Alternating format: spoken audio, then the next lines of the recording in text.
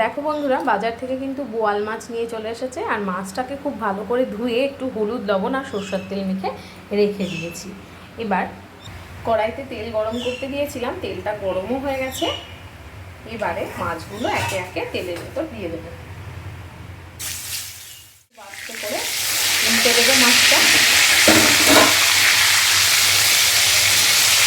এগুলো লালচে করে ভেজে তুলে রেখেছি, কিন্তু বোয়াল মাছের মাথাটাও আমি ভেজে নিচ্ছি।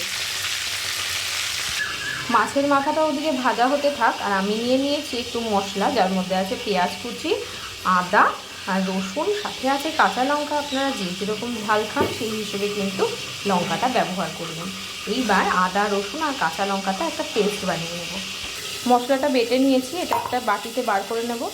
এবারে ওই মিক্সিতেই এই পেঁয়াজটাকে জাস্ট একবার ঘুরিয়ে আমি সামান্য একটু পেস্ট বানিয়ে নেব পেঁয়াজটাও ভেজে তুলে নিয়েছি। আর এবার ওই তেলে দিয়ে দিচ্ছি সামান্য একটু জিরে আর একটা শুকনো লঙ্কা ফোড়ন।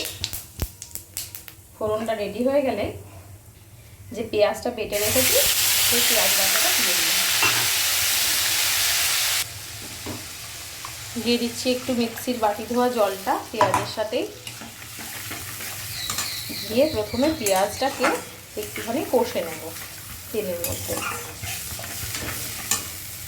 পেঁয়াজটা একটু ভেজে নিয়েছি। এবারে যে আদা, রসুন আর কাঁচা লঙ্কার পেস্টটা করে রেখেছিলাম সেটা ওর ভেতর দিয়ে দিলাম। দিয়ে দেব পরিমাণ মতো হলুদ, দিয়ে দেব লবণও,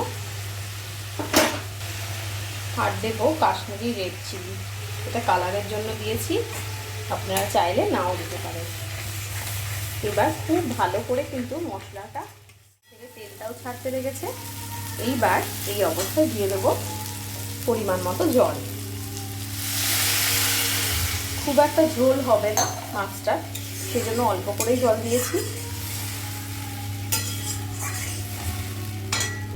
পরিমাণ মতো জলও দিয়ে দিয়েছি। দিয়ে দেবো দুটো কাঁচা লঙ্কা। মাছের ঝোলটা কিন্তু খুব সুন্দরভাবে ফুটে গেছে। এবারে দিয়ে দিলাম যে বোয়াল মাছটা ভেজে রেখেছিলাম সেই মাছটা। আর মাছটা দেওয়ার পরেও কিন্তু একটু আমি ফুটিয়ে নেব।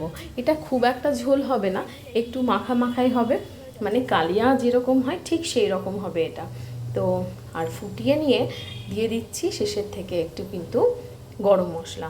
এই গরম মশলা গুঁড়ো দিয়ে দিলে আমার রান্না কিন্তু একদম কমপ্লিট হয়ে যাবে বন্ধুরা।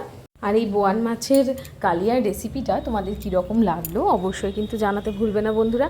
ভালো লাগলে লাইক, কমেন্ট, শেয়ার এবং সাবস্ক্রাইব করে দেবে। এখনকার মতো টাটা।